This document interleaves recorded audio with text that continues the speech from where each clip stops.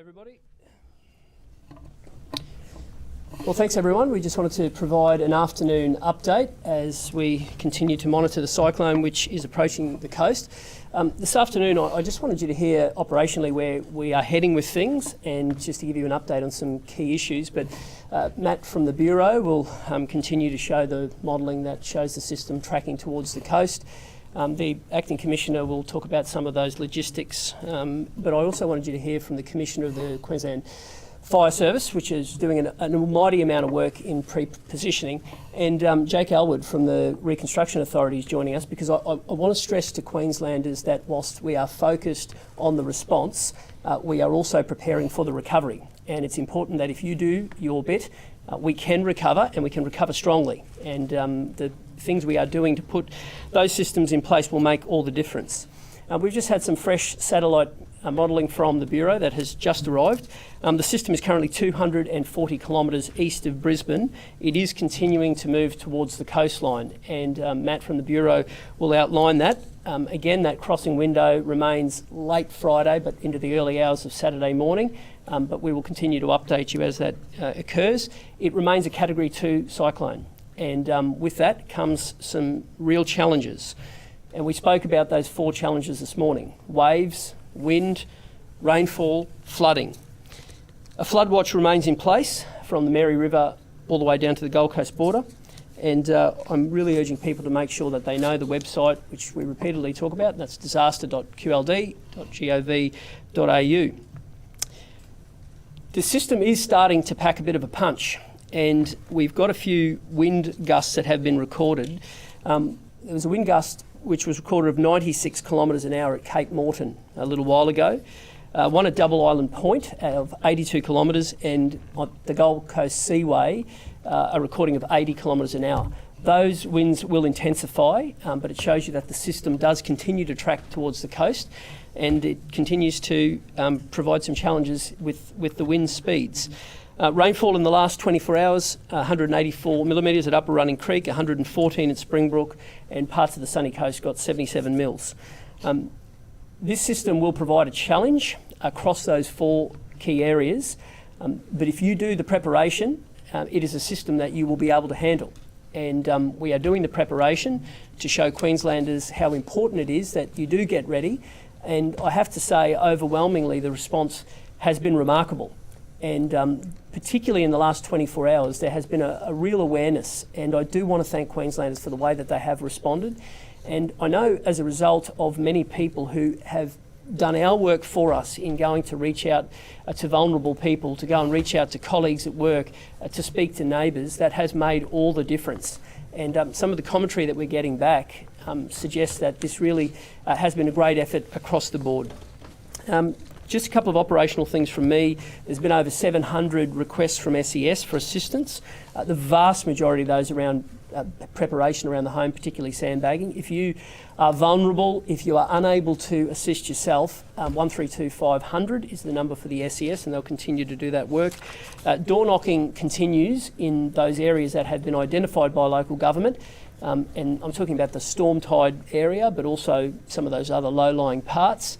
Please familiarise yourself with that. If you go to disaster.qld.gov.au, all of the local governments have their disaster dashboard there. With one click, it'll take you onto your council, and on there you will get the information around those maps. And with that, you can make an informed choice about where you are. Have an evacuation plan. And the best one of those is, can you go and stay with friends or family? It's the most comfortable place. It's the safest place. For those who can't, I stress that we continue to see the councils gear up to provide refuge centres. There are currently 26 that have been identified across the area, and we thank Council for mobilising those, and we sincerely think that is a valuable service. I spoke this morning about those vulnerable Queenslanders, those homeless who are sleeping rough, and as we speak right now, we have staff from housing again on the ground going to notify them that there is options available for them. If you wish to report that and assist someone who you see may need help, I mentioned this morning I'd get that number. It's 1800 474 753. The work also continues across those aged care providers, and we've been heartened by the feedback we've got from those aged care operators as well as the local governments in that area. I want to talk briefly about some of the additional resources, and it's really particularly important that you hear from the contributors who'll be coming after me. But SES Police, Fireys, we have swift water rescue crews who have been pre-positioned in areas where swift water rescue may be necessary. Energex, and Peter this morning outlined how we continue to drive those numbers. They are actively trying to reconnect some of those areas that have lost power where it remains safe to do so. But once the system does get closer to the coast and those winds and rain become more intense, those crews will be waiting, pre-positioned, to get out there the moment that they can. And they have those people to work with to make sure that vegetation is cleared, because often that is the greatest impediment. So all of that is ready to respond. And the safest place for you is to be in your home, obviously, after that system goes through. Community recovery hubs are also being planned. They are a one-stop shop where people can go in and get assistance, which is why it is vital as part of your preparations, get all those key documents that you have them in one spot. If you do need to evacuate as part of that plan, grabbing those make it so much easier. But regardless, it's good to keep in one location at a time like this. Again, there are 1,030 schools that are closed and will remain closed tomorrow. We'll continue to assess into the future, and we'll update people as to what that looks like after the system goes through. But all that information is on the disaster.qld.gov.au website. You can Google School Closures Queensland as well, but that will continue to be available. Finally, the 4 key challenges remain, and that remains our focus. And we want Queenslanders to remain engaged in it. There are waves, there is wind, there is rainfall, and there will be flooding. But none of those challenges are insurmountable.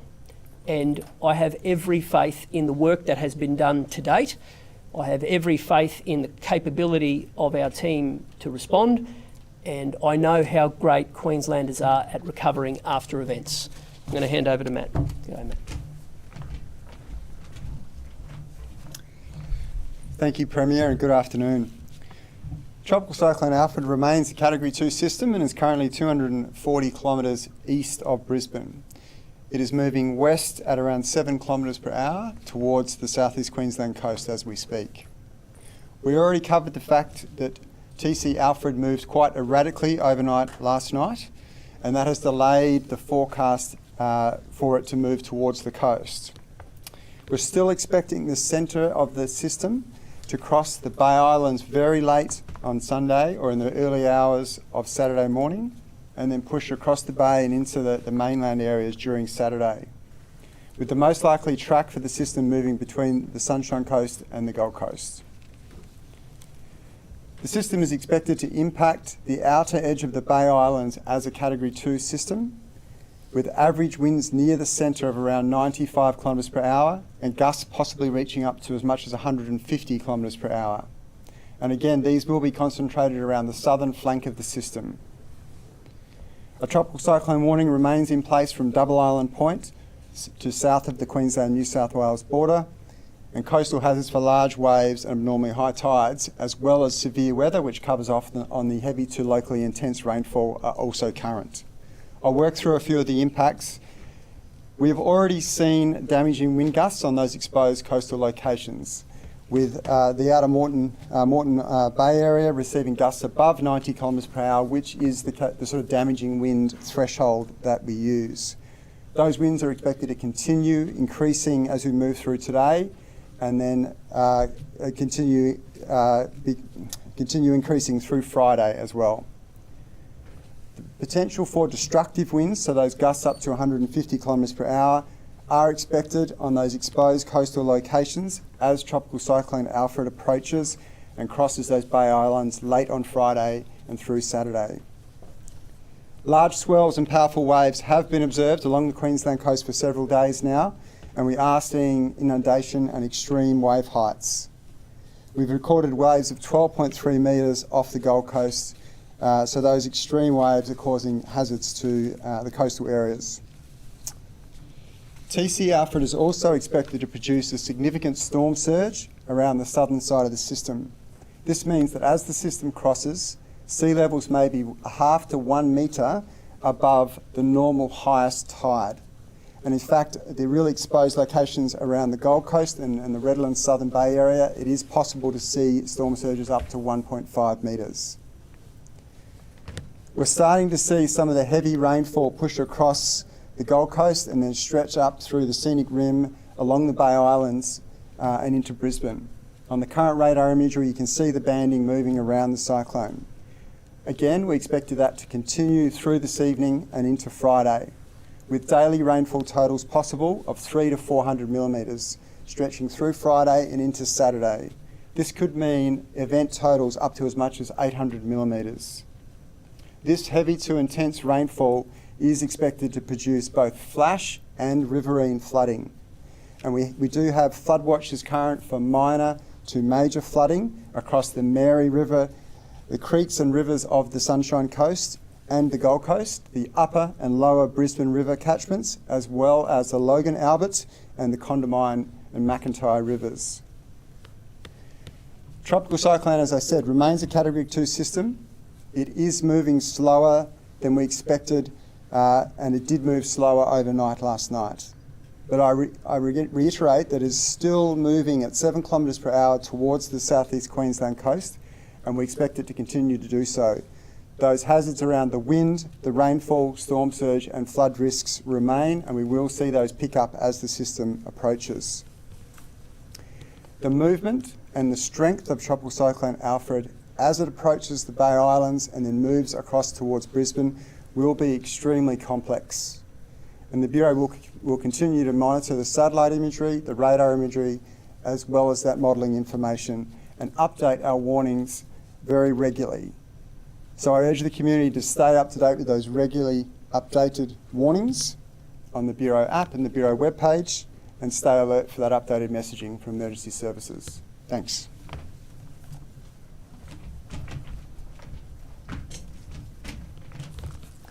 And good afternoon. I spoke this morning about the flood risks, and we've seen those flood watches remain in place from the Mary River all the way down to the Gold Coast. As we've heard, the Bureau is forecasting rain up to 800 millimetres in some of those places over coming days. I just want to say this is significant rainfall that won't only cause flash flooding in the areas that, of the most impacted areas, but prolonged riverine flooding. And it's important that we are now preparing for this potential rainfall. We're currently working with our local councils regarding the at-risk areas from the flooding, and a number of these councils have already posted modelling up on their dashboards, similar to what they've done with the storm surge modelling. Can I say our riverines, our creeks are very wet and will respond very quickly to intense rainfall as it falls. The emergency services are prepared, they are pre-positioned and they are able to respond, but it's now important that communities understand their risk and start to putting plans in place, not only for the cyclone approaching, the wind, the storm surge, but also for flash flooding and riverine flooding over the next few days, should they be impacted by these events. It's important that we plan just like we've done before, and I already know that people have started sandbagging for flooding, not just storm surge, but we can do the real simple things now if you are in a flood at-risk area, such as lifting your important items, your furniture from low-lying areas in your house and lifting them to higher ground, putting your valuables in a waterproof container so that you can take them with you, valuables, passport, driver's licence, credit cards, and then make sure you have your emergency kit and that you have a plan in place to be able to leave should that flooding occur in your area. And finally, can I just urge people over the coming days when we'll see this rainfall fall, please don't drive through floodwaters. This at-risk behaviour puts yourself, your family, but also our emergency services workers at severe risk when we have to come and rescue you. Thank you. Good afternoon. The Queensland Fire Department's done an immense amount of planning and preparation in order for the crossing of TC Alfred. We're very familiar with cyclone and flood response, however we're not complacent in our readiness. All our arrangements are in place and our preparations and we are already very well prepared to respond. We've pre-deployed additional personnel from across Queensland into southeast Queensland communities, in addition to the significant resources that we already have across the impacted or predicted path of this event. We've established 23 swiftwater hubs with specialist firefighter rescue teams, swiftwater rescue teams, to provide immediate response and capacity across those impacted communities. We've all got an additional 50 locations where first response or initial response to swiftwater rescue can occur to support communities and community response. Fire and rescue crews also stand ready to respond to any other call types that may come up through the course of this event. Beyond response, we're also very much focused on supporting early and rapid recovery of communities. So we've got very much a great deal of planning and preparation has gone into being ready for washout support, rapid damage assessment in order to gain a good understanding of the impact of the events, create that damage assessment that informs further response from other agencies, but also to support debris cleanup, washouts, and some of those other elements that communities need and are essential. And that will be done alongside our State Emergency Service colleagues. We do have hundreds of Rural Fire Service Queensland and Fire and Rescue Service staff and volunteers ready to respond when it is safe to do so to support that recovery. So they're in place and ready to respond as and when conditions are needed. We are ready, but I do ask you all to please heed the warnings and advice that authorities provide and ensure that you make good decisions through that process. Thank you.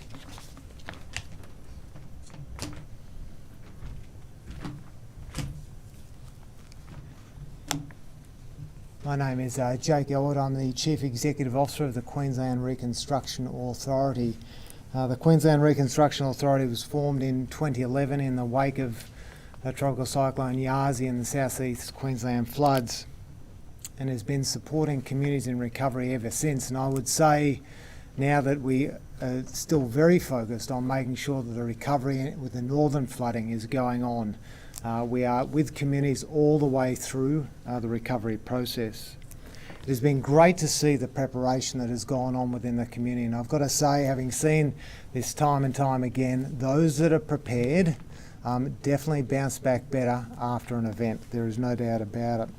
Now at the moment, obviously, focus is the response, is the key, response is the focus at the moment.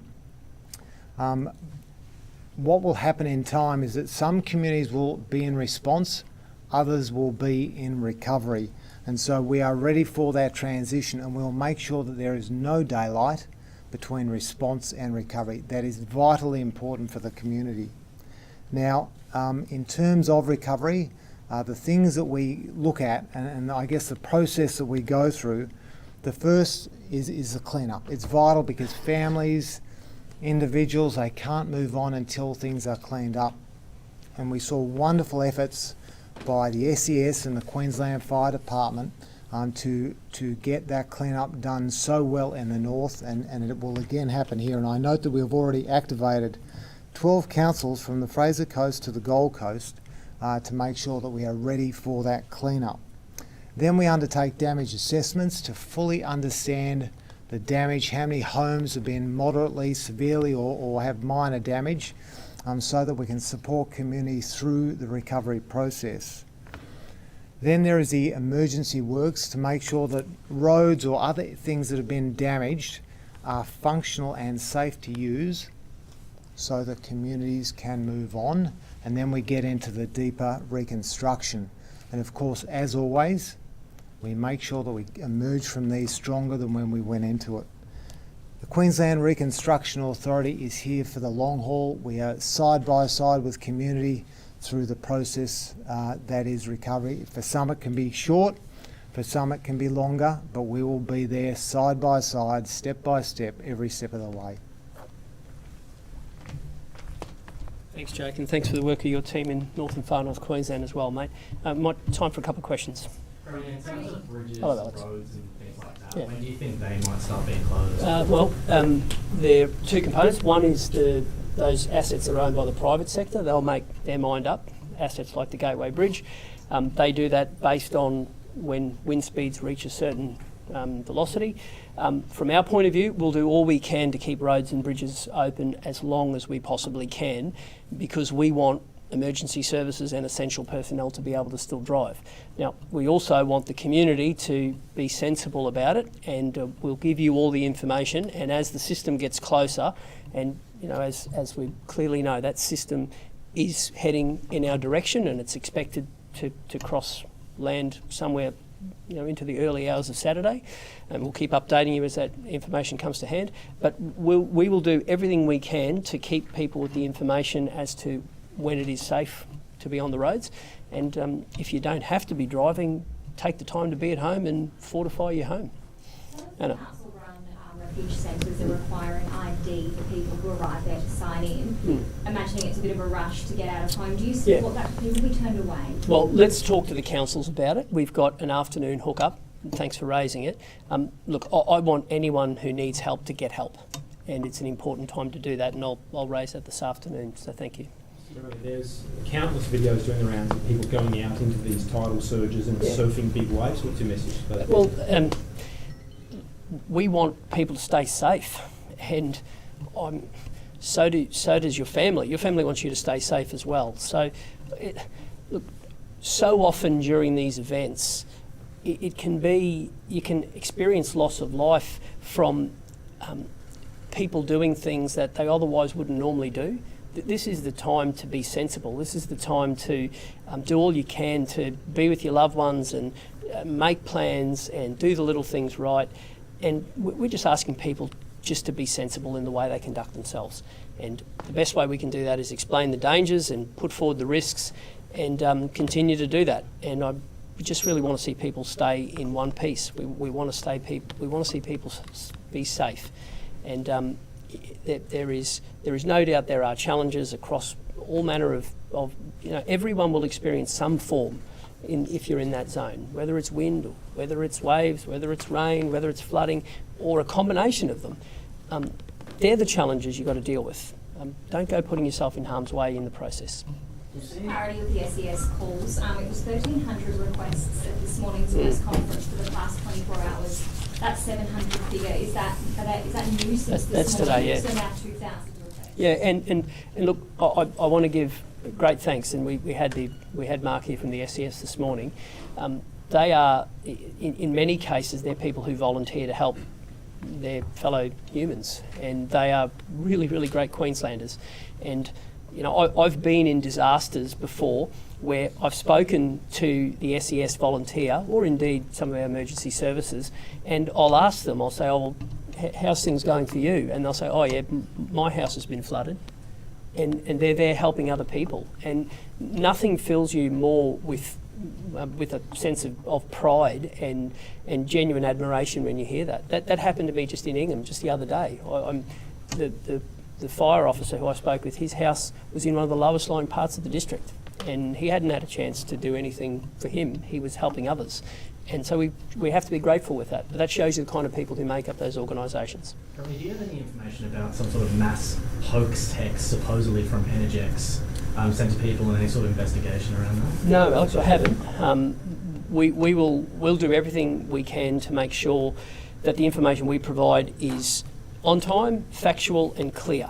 And that disaster.qld.gov.au is a great point of truth. If it's on there, it's legit. There has been some confusion from residents in low-lying areas as to whether they can park their cars in a Westfield and leave it there overnight or something like that. Yeah. Have you had conversations with these companies to allow that to happen? We haven't. Let me answer it this way, Cameron. If somebody takes the initiative to go and put their car into a safe place, I would hope that they are supported in that journey. And we want everyone to be good corporate citizens and good community citizens at the moment. And I'm urging people who know that they might be in harm's way to try and find a way that you can get yourself and some of your items safely while you can now. And that's why I spoke this morning about this is the window to be able to do that. And then know your plan when the event happens, when that cyclone gets closer to the coast, when those winds pick up, and afterwards when the rain occurs. It's too late when the disaster is underway to then be making a plan. Now's the time to do that. Just some questions for the Bureau. Yes, Mikhail. Is there a possibility that Alfred could speed up overnight?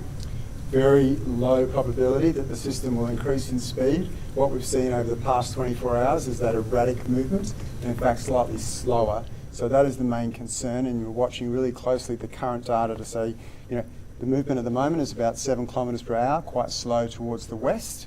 But if it continues that track, and that's what's in the forecast, but like I said, very closely monitoring that updated information. And as I also said earlier, as it approaches the coast, as it moves across the islands and gets into that sort of complicated area, we will see the system do some unusual things, and that's the case for many cyclones as they cross the coast with that coastal transition. And just some clarification on two things. Firstly, there's been some confusion, I guess, differing of opinions on the category of when Alfred falls, or makes landfall, sorry.